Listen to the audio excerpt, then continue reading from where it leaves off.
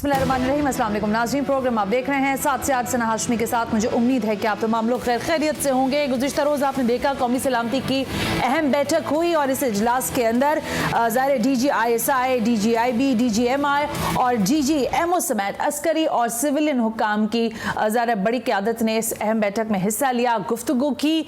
मामला शायद बहुत सारे ज़ेर बहस थे, लेकिन जो इलामिया कह लीजिए या जो नुकात सामने आ सके वो ये थे कि कौमी सलामती कमेटी ने जो दहशतगर्दी है इस वक्त जो इसका इफरीत हमें दिखाई दे रहा है, सर आहिस्ता आहिस्ता उठा रहा है और उसकी सरकोबी के लिए मुकम्मल और मुसम्मम इरादा किया। लेकिन इसके साथ साथ भी दीगर अहम उमूर बताए जाते हैं कि वहाँ पर डिस्कस हुए। फिर हमने गुज़िश्ता रोज़ ही देखा गुज़िश्ता दिनों में कि पार्लियामान से एक करारदाद मंजूर की गई और ये करारदाद मंजूर की गई थी उस पादाश में या कह लीजिए उस हुक्मनामे पर जो कि सुप्रीम कोर्ट ऑफ पाकिस्तान की जानिब से हुक्म मिला है मौजूदा हुकूमत को कि उसने इंतखाबात का अमल जो है उसको फौरी तौर पर शुरू करना है और पंजाब में 14 मई को इंतखाबात करवाने। लेकिन ये सब तभी होता कि जब ज़ाहिर हुकूमत इस पर कहीं ना कहीं कोई कंसेंसस डेवलप कर सकती। हुकूमत ने कंसेंसस डेवलप इस बात पर किया कि हम फुल कोर्ट को मानते हैं, हम इस 3 रुकनी बेंच के फैसले को नहीं मानते और उन्होंने करारदाद जो है बहरहाल उसको साइन किया है। अब जो अपोजिशन है जो कि पाकिस्तान तहरीक इंसाफ की है वो ये कह रही है कि ये जो करारदाद है इन्होंने कुछ लोगों पर कुछ जो वहाँ पे नुमाइंदा थे, मेरी इत्तलात के मुताबिक ये भी कहा जा रहा है कि रिजर्व सीट्स पर जो लोग थे शायद ज्यादातर वो इस करारदाद के सिग्नेटरीज हैं। लेकिन बहरहाल ये करारदाद हमारे सामने है जिसको पार्लियामान ने मुश्तरका तौर पर कहा है कि फुल कोर्ट के हम तमाम तर फैसलों को मानने के पाबंद होंगे। लेकिन इस वक्त जो 3 रुकनी बेंच ने ये फैसला दिया है इंतखाबात के करवाने का पंजाब में बिलखुसूस, हम शायद इसको नहीं मानेंगे, इस फैसले को हम नहीं मानते हैं। और इसके साथ साथ जो दूसरी अहम तरीन डेवलपमेंट आ रही है, इस्लामाबाद से कोई अच्छी खबरें बहरहाल सामने नहीं आ रही हैं। कहा यह जा रहा है कि शहबाज हुकूमत जो है या खुद मियां शहबाज शरीफ साहब जो हैं शायद उनको उनकी हुकूमत को घर भेजने का टाइम आ रहा है और इससे पहले बहुत सारी चीज़ों पर कंसेंसस को डेवलप करना है। लेकिन क्या मामला इस तरह हो सकते हैं कि हुकूमत अपना मौक़िफ़ जो है क्या सुप्रीम कोर्ट में पेश करने पर नाकाम रही है? फिर इलेक्शन कमीशन ऑफ पाकिस्तान जो है उसकी बड़ी अपनी एक एंटिटी है। इलेक्शन कमीशन ऑफ पाकिस्तान इंतखाबी अमल को पूरी तरह से नाफिज करने का जिम्मेदार है। लेकिन अभी तक हम देख रहे हैं कि सारी चीज़ों में जो इदारे हैं उनका टकराव बहरहाल हमें देखने को मिल रहा है। तो आज हमने इंपॉर्टेंट शख्सियात हैं जिनको दावत दे रखी है और आज के प्रोग्राम में हम तज्जिया आपके सामने रखेंगे कि क्या इस वक्त जो मुल्की हालात हैं, इदारों के टकराव समेत जो तमाम लोगों ने अपनी अपनी तरीके से मौक़िफ़ इख्तियार कर लिया है, यानी कि हुकूमत का एक मौक़िफ़ है, सुप्रीम कोर्ट का एक हुक्म है, इलेक्शन कमीशन ऑफ पाकिस्तान का एक हुक्म है, ऑपोजिशन की एक पोजीशन है, इस सब में रियासत कहाँ खड़ी है? और फिर जैसे हमने बिल्कुल आगाज में आपसे कहा कि कौमी सलामती का जो अहम इजलास हुआ उसमें भी जो मुल्क की सलामती है उसके उमूर ज़ेर बहस आए हैं। यानी मुल्क के अंदर क्या कुछ हो रहा है, बॉर्डर के उस पार से क्या कुछ हो सकता है, खदशात पर भी ज़ाहिर बात हुई है। तो आज जरा तजिया लेने की कोशिश करते हैं कि इंतखाबी अमल जो है ये कैसे मुमकिन है और अगर नहीं मुमकिन है तो फिर शहबाज हुकूमत के घर जाने के बाद टेक्नोक्रेट्स हुकूमत की बड़ी बातें हो रही हैं, इस सब में कहाँ तक सदाकत है? एक ब्रेक ले लेते हैं, ब्रेक से वापस आएंगे तो मुझे ज्वाइन करेंगे मुजीबुर रहमान शामी, अमार मसूद ग़ारी साहब और ज़रा उनसे जानेंगे कि वो इस वक्त इस मंजरनामे को जो घर में लगी है इस आग को वो किसको समझते हैं, कहाँ से बुझाने का अमल शुरू हो सकता है इस ब्रेक के बाद।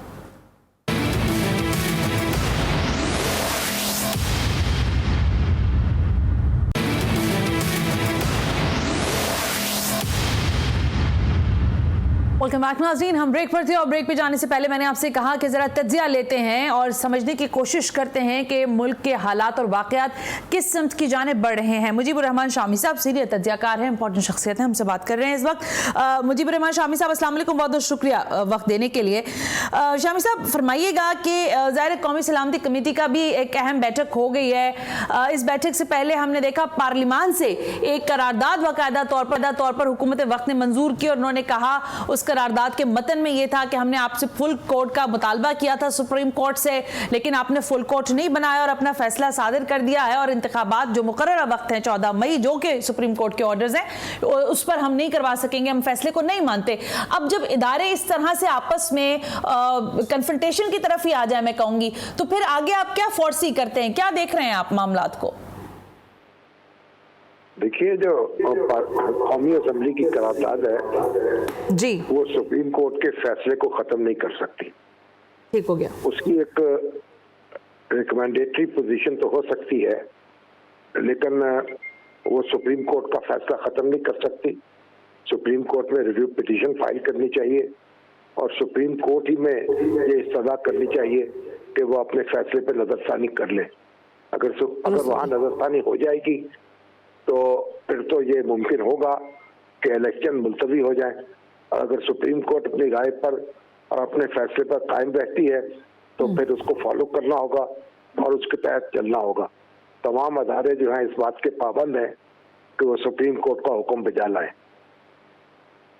लेकिन शामी साहब, माजरत के साथ ये सवाल अब क्योंकि उठ ही रहा है, लोग इस बारे में बात कर ही रहे हैं, डिवाइड है। सुप्रीम कोर्ट एक ज़ाहिर बड़ा इदारा है, सुप्रीम इदारा है, हम वहाँ से फैसले लेते हैं, मुल्क के जो भी तमाम तर उमूर हैं उसमें सुप्रीम कोर्ट ऑफ पाकिस्तान का एक बहुत अहम रोल है। लेकिन एक डिवाइड कह रही है ये हुकूमत जो PDM की है, वो कह रही है ये डिविजन्स हैं, यानी जब बेंच टूट रहा है तो उन जजेस को हटाकर नए बेंच की तश्कील ही नहीं हो रही। यानी अगर 9 रुकनी बेंच था तो वो टूटते टूटते 3 रुकनी पर हो गया, लेकिन बेंच को दोबारा नहीं बनाया गया, तश्कील नौ नहीं हुई। आप समझते हैं कि इदारों में डिवीजन है?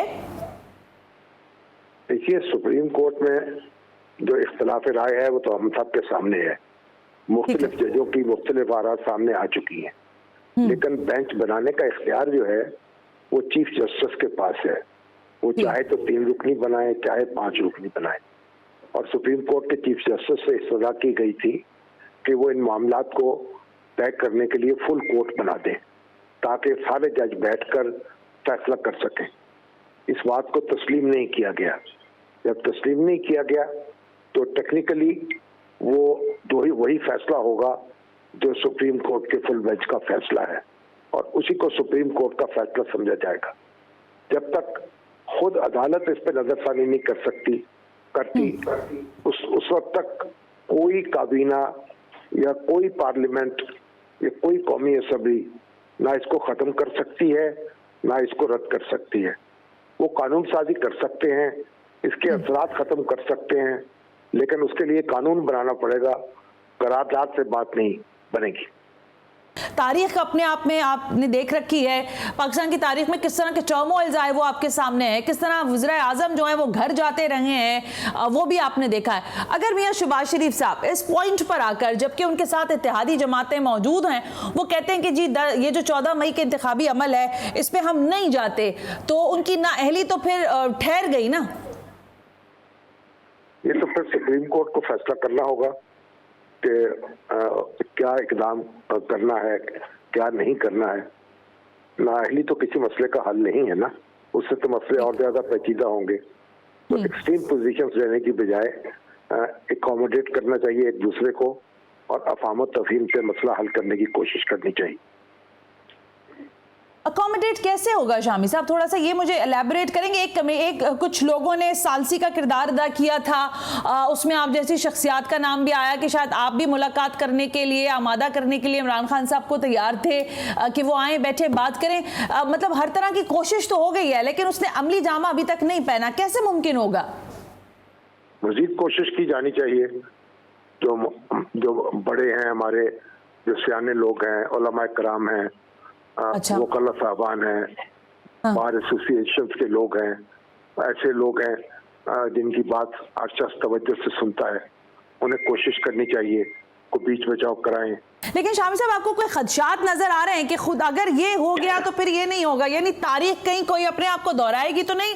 या आपको लग रहा है कि ये अभी डस्ट है, ये सेटल डाउन हो जाएगी, या आपको लग रहा है कोई खदशात हैं जिसको हम देख नहीं पा रहे हैं अभी? देखिए, तारीख को पहिया गांव रोक नहीं सकते। अगर मामला खराब रहेंगे तो तारीख तो अपने आप को दोहरा भी सकती है और दोहराने से ज्यादा भी बहुत कुछ हो सकता है। तो ये उसके बारे में तो हम जो अंदाजे लगा रहे हैं वो अपनी जगह हैं, लेकिन हमें अंदाजे लगाने की बजाय दुआ करनी चाहिए, तवक्को करनी चाहिए कि होश के नौकर लिए जाएंगे और मामलात को संभाला जाएगा। ठीक हो गया। मुजीबुर रहमान शामी साहब कह रहे हैं होश के नाखून ले लें और मामलात को संभाल लें, लेकिन लगता ये नहीं है। मुजीबुर रहमान शामी साहब ये फरमाएं कि अगर मैं ये सवाल करूं आपसे कि इस वक्त जब सारे कौमी सलामती कमेटी के इजलास में इदारे मौजूद हैं, आपको पता है दहशतगर्दी का जो इफरीत है वो कहीं ना कहीं सर उठा रहा है, फिर खजाना आपका खाली है, आप IMF के दर पे बैठे हैं, इस सारी सिचुएशन में आपका एनालिसिस क्या कहता है कि हमें 90 रोज में आइन तो कह रहा है कि इलेक्शन कराने, लेकिन इन सर्कमस्टांसेस के होते हुए इलेक्शन का सिनेरियो बनता हुआ दिख रहा है आपको? ये तो देखे ना, सुप्रीम कोर्ट ने एक फैसला दिया है, उसको कन्विंस करना चाहिए, वहां जाके दोबारा मवाद पेश करना चाहिए, उससे इस्तदा करनी चाहिए कि मामले पे नजरसानी की जाए। यही एक तरीका हो सकता है। कोई तलवार लेके तो खड़े नहीं हो सकते, तो मैदान जंग तो में हम तो खड़े तो नहीं है कि एक दूसरे के खिलाफ तलवारें निकाल लें। तो तरगीब से और तदबीर से ही काम चलेगा तो बेहतर होगा। लेकिन हुक्म तो अपनी जगह है ना शामी साहब, लेकिन मैं आपसे इसलिए तकरार से सवाल पूछ रही हूँ कि हालात इस बात की इजाजत दे रहे हैं कि हम 2 इलेक्शंस करवा लें, यानी एक दफा पंजाब में इलेक्शंस हो जाएं, उसके बाद फिर KP में भी होंगे, फिर जनरल इलेक्शन कॉल होंगे, यानी ये सिनेरियो आपको लगता है ये बड़ा वर्केबल है? देखिए, कोई चीज वर्केबल है या नहीं है, हम उस पर बहस नहीं कर रहे हैं। हम कोई सुप्रीम कोर्ट नहीं है। जब सुप्रीम कोर्ट के सामने मामला आया और उसने फैसला कर दिया तो उस फैसले को फॉलो करना है या उस पर नजरसानी की दरखास्त देनी है। अदालत का फैसला जो है उसको अदालत ही खत्म कर सकती है, मैं और आप तो खत्म नहीं कर सकते। शामी साहब, तो क्या कमजोर दलाइल पेश किए हैं हुकूमत ने सुप्रीम कोर्ट के रूबरू? अब ये तो आपकी अपनी राय हो सकती है, दलाइल कमजोर थे या मजबूत थे जो अदालत के सामने पेश किए गए। मैं तो यही अर्ज कर रहा हूँ, मुनासिब होता कि अदालत फुल कोर्ट की इस्तदा मंजूर कर लेती, सारे जज बैठते और सबकी बात सुनते और फैसला सादर करते। फैसला चाहे यही होता, लेकिन उसे खुश उसलूबी से तस्लीम कर लिया जाता और किसी के पास शिकायत का कोई लफ्ज ना रहता। लेकिन ऐसा नहीं हुआ। उससे उलझाव तो पैदा हुआ है, लेकिन उलझाव जो है उसको सुलझाना भी तो अदालत का काम है ना। कोई बाहर बैठकर लोग तो उसको सुलझा नहीं सकते। अच्छा शामी साहब, आप ज़ाहिर मियां नवाज शरीफ साहब को भी जानते हैं, जिस तरह का उनका वहाँ से लबो लहजा है, लंदन से वो गुफ्तगू कर रहे हैं, और एक हार्ड लाइन बीबी मरियम ने यहाँ ले रखी है। मरियम बीबी भी मुस्तकिल बुनियादों पर गुफ्तगू जो कर रही है वो बड़ी हार्ड गुफ्तगू है और डाइजेस्टेबल नहीं है शायद बहुत सारे हलकों में। इस सारे सिनेरियो को कैसे देख रहे हैं कि मियां नवाज शरीफ साहब क्या अब आपको लगता है वापसी के इम्कानात रोशन हुए हैं, और जो हार्ड लाइन ये दोनों ले रहे हैं, यानी नवाज शरीफ साहब भी ले रहे हैं और मरियम बीबी भी ले रही है, इसका इनको फायदा होगा इलेक्शंस में अगर होते हैं? सियासतदान जो हैं वो तो हार्ड लाइन लेते रहते हैं और कोई भी मौक़िफ़ इख्तियार कर सकते हैं, उसका इज़हार कर सकते हैं, लेकिन हर मौक़िफ़ जो है वो आइन और कानून के दायरे में उसका इज़हार होना चाहिए और आइन और कानून के दायरे में रहकर ही उसे तस्लीम किया जा सकता है। हम सिर्फ हार्ड लाइन से मुतअस्सर होकर या भारी अल्फाज से मुतअस्सर होकर तो ये बात नहीं कर सकते कि वो मौक़िफ़ तस्लीम कर लें। तो उनको अपनी राय जाहिर करने का हक हासिल है, लेकिन जाहिर है कि सुप्रीम कोर्ट का फैसला जो है उस पर नजरसानी सुप्रीम कोर्ट ही को करना होगी। कोई तरीका तो ऐसा नहीं है, ना कोई फोरम ऐसा है जो ये काम कर सके। आइन और कानून के दायरे में रहकर ही जायजा लेना होगा, उसी से हम आगे बढ़ सकेंगे। हम तो आज ये देख रहे हैं कि कोई एक शख्सियत जो है वो नहीं रह गई है जिस पर तनकीद ना हो। आधे जजेस आधे लोगों के फेवरेट हैं, आधे जजेस आधे लोगों के फेवरेट हैं। आधे लोग कहते हैं कि एस्टैब्लिशमेंट के ये लोग बड़े कारफरमा हैं या ये लोग न्यूट्रल या एपॉलिटिकल हैं और बाकी लोग नहीं है। तो हमने पूरा एक अपनी मर्जी का जिसे कहते हैं ना फॉर्मेशन बना रखी है रियासत के अंदर कि ये हमारे पसंद के लोग हैं और ये हमारे पसंद के नहीं है। इससे मामलात कुछ आपको लग रहा है बेहतर होंगे या क्योस मजीद बढ़ रहा है इस सबसे? नहीं, देखें, हर चीज की ज्यादती जो है वो तो नुकसानदेह होती है और तनकीद के इख्तिलाफ के भी अपने असलूब हैं, एहतियात से बात की जानी चाहिए। तो बाकी जहाँ तक अदलिया का मामला है, अदलिया के पास तो इख्तियार मौजूद है कि उसकी तौहीन करने वाले जो हैं उनके खिलाफ वो कार्रवाई कर सकती है, तो उसमें तो हमें कोई परेशान नहीं होना चाहिए।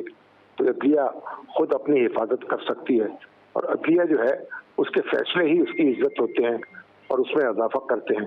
कोई सेम चीज जो है वो प्रिवेल करेगी शामी साहब? आपको लगता है कि 14 मई के इंतखाबात के लिए कोई ऐसा अमल शहबाज शरीफ इख्तियार कर पाएंगे इन द मीनवाइल के वो सुप्रीम कोर्ट के ऑर्डर्स पर भी इंप्लीमेंट हो जाए, और या फिर ये डेट ना सही लेकिन कोई अगली तारीखें मिल जाए और इमरान खान साहब को भी इस सारी कॉन्वर्सेशन में कहीं ना कहीं उनकी भी इंपॉर्टेंस हो और वो इस कॉन्वर्सेशन में आ सकें?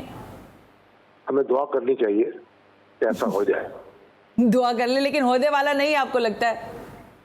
नहीं, हम तो दुआ कर सकते हैं ना, इंशाल्लाह दुआ करेंगे तो अल्लाह उसे कबूल भी करेगा। ठीक हो गया, यानी कि दुआ से तकदीर बदलने की ख्वाहिश रख रहे हैं मुजीबुर रहमान शामी साहब। थैंक यू वेरी मच, बहुत बहुत शुक्रिया वक्त देने के लिए। मुजीबुर रहमान शामी साहब कह रहे हैं दुआ करें कि ये हो जाए, लेकिन जो दुआएं हैं वो कितनी पुरअसर होती हैं ये शायद देखना रह गया है। लेकिन तारीख अपने आप को ना दोहराए, या तारीख से हमने क्या सबक सीखा है, ये उससे भी अहम तरीन सवाल है। वक्त गुजरने के साथ साथ जो सुप्रीम कोर्ट ऑफ पाकिस्तान के ऑर्डर्स हैं, और ये बात बिल्कुल दुरुस्त है कि सुप्रीम कोर्ट ऑफ पाकिस्तान के जो ऑर्डर्स हैं उनके लिए रिव्यू में आप चले जाएं, सुप्रीम कोर्ट में दोबारा पिटीशन लगाएं, सुप्रीम कोर्ट को इस्तदा करें कि हम इन मुकर्रर तारीखों पर नहीं कर सकते। अब सुप्रीम कोर्ट की मर्जी है कि वो आपकी रिव्यू पिटीशन को जो इस पे हियरिंग करती है या नहीं करती। लेकिन जो कुछ पार्लियामान के अंदर हुआ है, शायद इस पर भी क्वेश्चन होना बहुत जरूरी है। एक ब्रेक शामिल करते हैं और फिर कुछ मजीद बात करते हैं।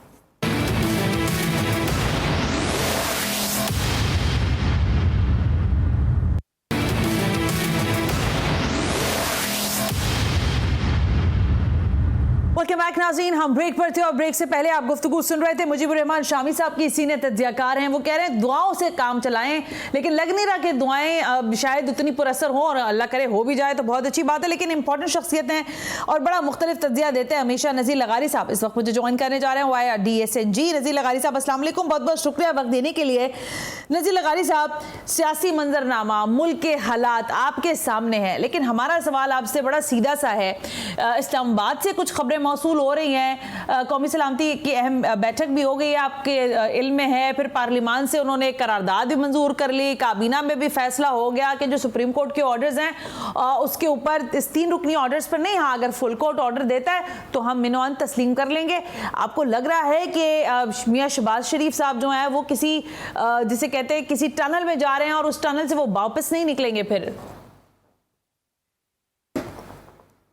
देखिए, सियासतदानों के लिए ये मौके होते हैं, कभी उस टनल में जा रहे होते हैं, कभी टनल से बाहर आ रहे होते हैं। मियां नवाज शरीफ साहब टनल में चले गए थे, फिर टनल से वापस आ गए थे। एक दफ़ा गए, फिर वापस आ गए, फिर दूसरी दफ़ा गए, फिर वापस आ गए, फिर तीसरी दफ़ा गए, फिर वापस आ गए। अब बाहर बैठे हुए हैं, फिर चौथी दफ़ा भी आ सकते हैं। अच्छा। इसी तरह से जरदारी साहब का नाम लेना एक जुर्म था, उसके बाद वो वापस आए, फिर उनको मरकजी वजीर बनाया गया, फिर उसके बाद फिर उनको अलग कर दिया गया, फिर उसके बाद उनको लाया गया और सदर ममलिकत बनाया गया। तो ये टनल होते हैं और टनल से लोग आते जाते रहते हैं, इस तरह की सूरत हाल नहीं है।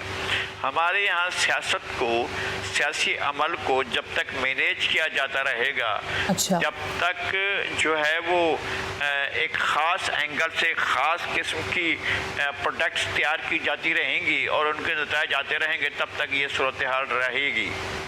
और ये जो प्रोडक्ट तैयार की गई है पिछले 20 साल में, जिस पर खासी मेहनत की गई और कई साबिक हमारे एक बहुत मोहतरम इदारे के एक नहीं, 2 नहीं, यानी हमीद गुल से लेकर जनरल फैद तक सारे DG जो हैं कमोबेश, वो जिसकी साख्त और पर्दाख्त और जिसकी जो है वो कपड़े पहनाने से लेकर उनको सिखाने और उनको चलना सिखाने तक सिखाते रहे हैं, वो अब उनका दौर है और वो उनका लाडलापन चल रहा है। जब तक उनका लाडलापन चलता रहेगा, देखते रहेंगे कि कौन कौन जो है वो गैर मकबूलियत की या नापसंदीदगी के गार में जाता है।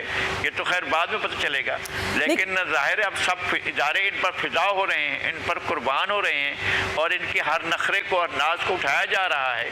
तो देखते हैं कि एक शहबाज शरीफ का और पता नहीं कौन कौन इसमें जाएंगे। लेकिन लगारी साहब, आप जब ये गुफ्तगू कर रहे हैं कि इनके नाज नखरे उठाए जा रहे हैं, तो वो जो नाज नखरे उठाने वाले लोग थे वो तो शायद चले गए। मैंने पिछले दिनों भी इस पर गुफ्तगू की थी, तो यही कहा कि भाई शायद वो तो सिस्टम से अब हट गए ना, वो तो एक्स हो गए। तो आपको अब भी लगता है कि वो जो फिदा हो रहे हैं, जो कुर्बान हो रहे हैं, जो वारी सदके जा रहे हैं, वो सिस्टम में मौजूद लोग हैं?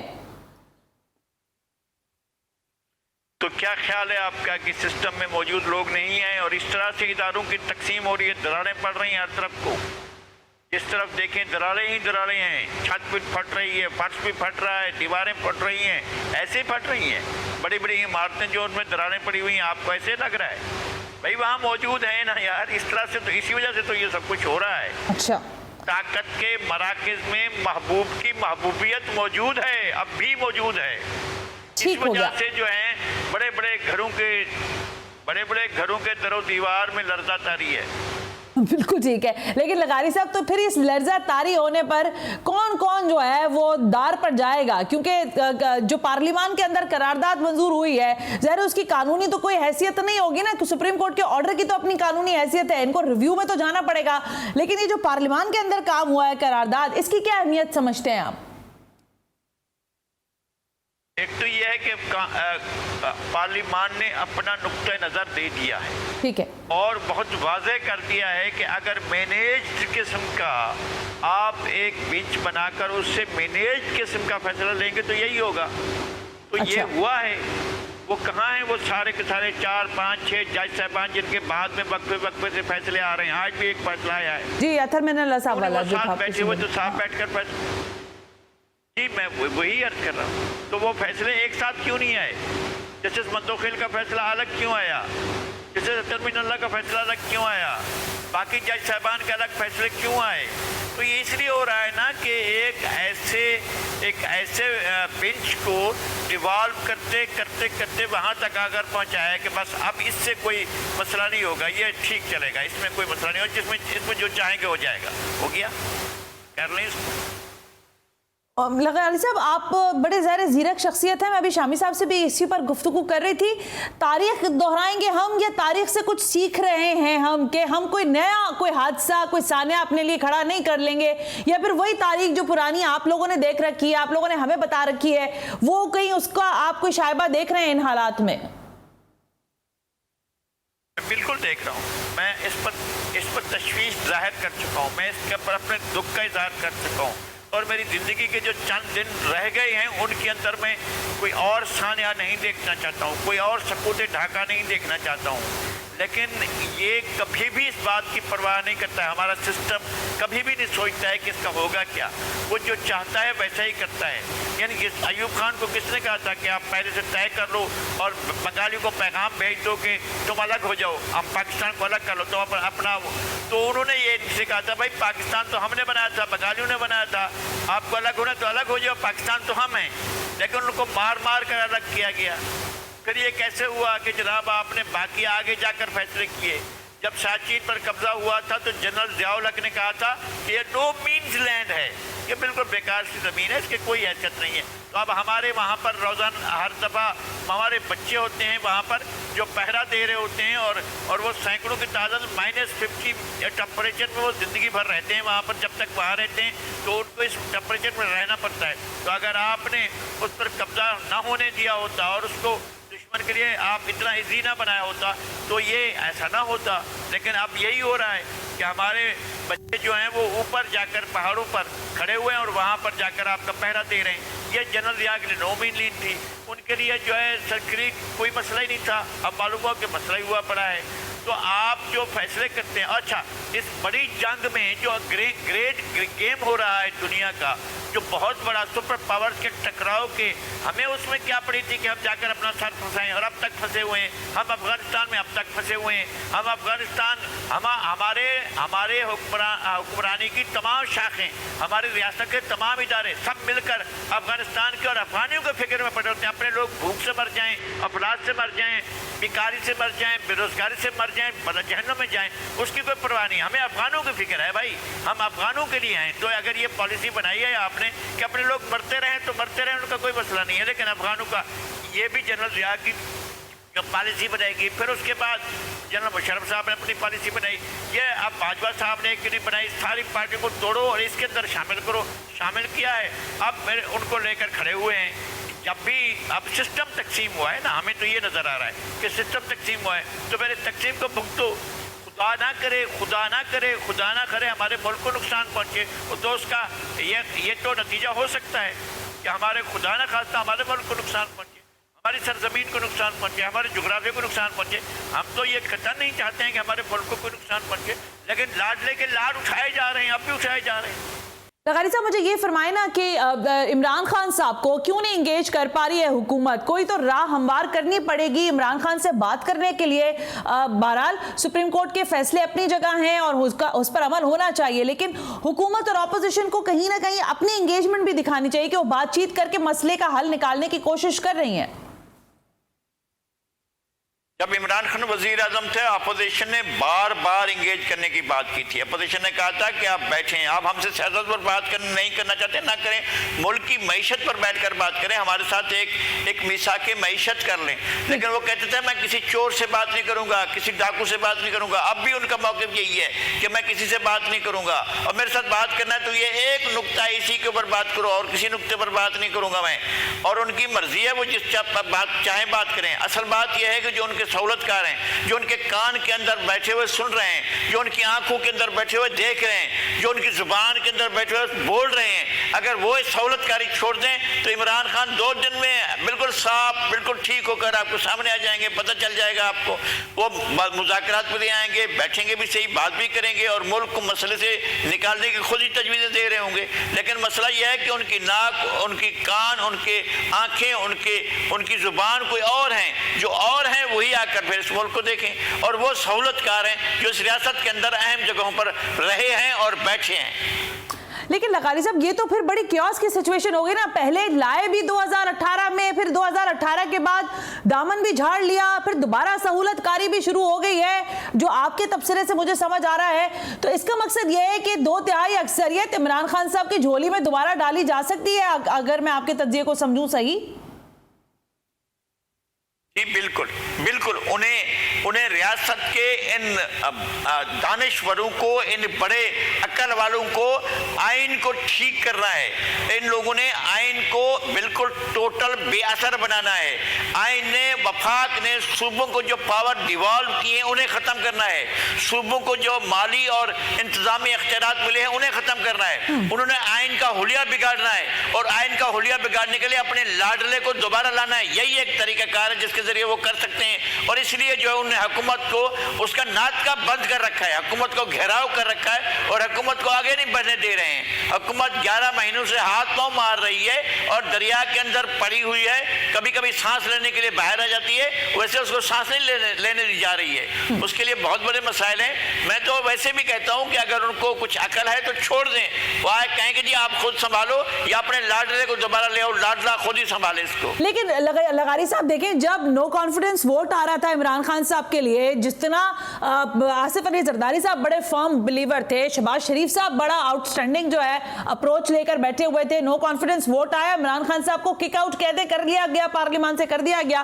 उस वक्त तो ये सारे कह रहे थे कि हम चलाकर दिखाएंगे, हमें ट्रस्ट किया गया और हम दिखाएंगे कि हमारी पोजीशन क्या है। तो वो झांसा था या ये झांसा है या वो फरेब था और ये इस एक और फरेब है? मुझे ये समझ में नहीं आ रहा इतना क्यों हर चीज इतनी धुंधलाई भी क्यों है?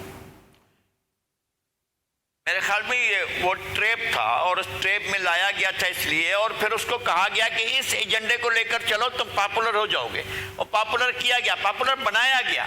और जिस तरह से इलेक्शन बनाए जाते हैं इसी तरह से मकबूलियत भी बनाई जाती है। मकबूलियत बनाई गई है, इतना मकबूल नहीं है। ये चाहेंगे तो 3 दिन के अंदर मकबूलियत हवा हो जाएगी, पूछने वाला कोई नहीं होगा।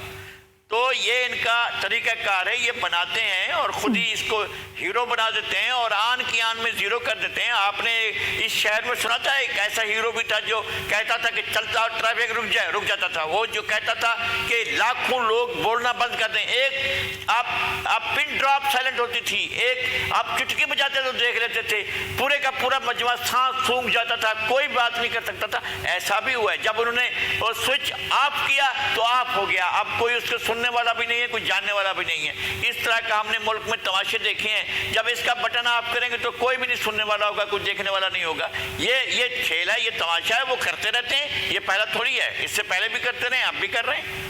अच्छा ये बताएं ना लगारी साहब कि आपको लगता है कि 14 मई की जो date supreme court of Pakistan ने हुकूमत वक्त को दे रखी है कि आपने इंतखाबी अमल के अंदर जाना है, तो आपको लगता है कि हुकूमत इसको ज़ाहिर सुप्रीम कोर्ट का ऑर्डर है उसको बहरहाल मानना होगा? नहीं, वो कह रहे हैं कि मानना कैसे होगा, अक़लियती फैसला है। इससे पहले जो जज साहिबान ने फैसला दिए और जो जज साहब ने आज फैसला दिया, उसी सुप्रीम कोर्ट के एक जज ने, उससे पहले जस्टिस मंदोखेल ने फैसला दिया है, उससे पहले 2 और जज साहिबान फैसला पहले भी वो जो है अक्सरियती फैसला नहीं था। ये अक़लियती करते करते ये अक़लियती जो है आखिर उन्होंने खुद अपने आप को 3 बचा लिए और उनके जरिए फैसला दे दिया। बाकी जो भी मुखालिफ आवाज़ें थी जो इसके फैसले के खिलाफ जा सकते थे, उनको छांट कर एक तरफ कर दिया। तो सुप्रीम कोर्ट इस तरह नहीं होती है। एक इदारा जो है हमारे मुल्क के इंसाफ का सबसे बड़ा इदारा इस वक्त इन क्वेश्चन है कि जनाब उसकी हैसियत क्या है और उसमें क्या सूरत हाल है। आप पूछे जो इस वक्त वेटिंग चीफ जस्टिस हैं उनकी क्या पोजीशन है, उनको कोई बात सुनती है, वो एक फैसला करते हैं और बाद में जज बिठाकर आप उन फैसलों को जो है पूरा वाइप आउट कर देते हैं। ऐसा होता है कि सुप्रीम कोर्ट के किए हुए फैसलों को वहीं बैठे हुए और जज साहबान आए और उस फैसले को साफ कर दें? ये तो मुझे समझ में नहीं आता है। ऐसा हो रहा है। इदारे अपनी तौकीर, अपना वकार, अपना एहतराम, अपनी इज्जत जो है उसको दौक पर लगाकर लाडले के लाड उठा रहे हैं। उनकी लगारी साहब, अब मेरे पास वक्त बिल्कुल खत्म हो रहा है, लेकिन मैं जाते जाते पूछना चाहूंगी, क्या मियां शहबाज शरीफ साहब पहली बार वजीर आजम बनते ही नाअहली के दार पर चढ़ जाएंगे? आपको ऐसे खदशात दिखाई देते हैं? टेक्नोक्रेट गवर्नमेंट की बड़ी बातें हो रही हैं, ये अभी आपको फौरी तौर पर नजर आ रहा है या आपको लग रहा है कि ये अभी और ज्यादा हीट जो है वो बढ़ेगी और ज्यादा मजीद तसादुम बढ़ेगा इदारों के दरमियान? मेरे ख्याल में शहबाज शरीफ की कुर्बानी देने की कोशिश की जाएगी और उनकी कुर्बानी करने के बाद जो नया सिस्टम लाएगा उसमें आइन में कोई गुंजाइश नहीं है।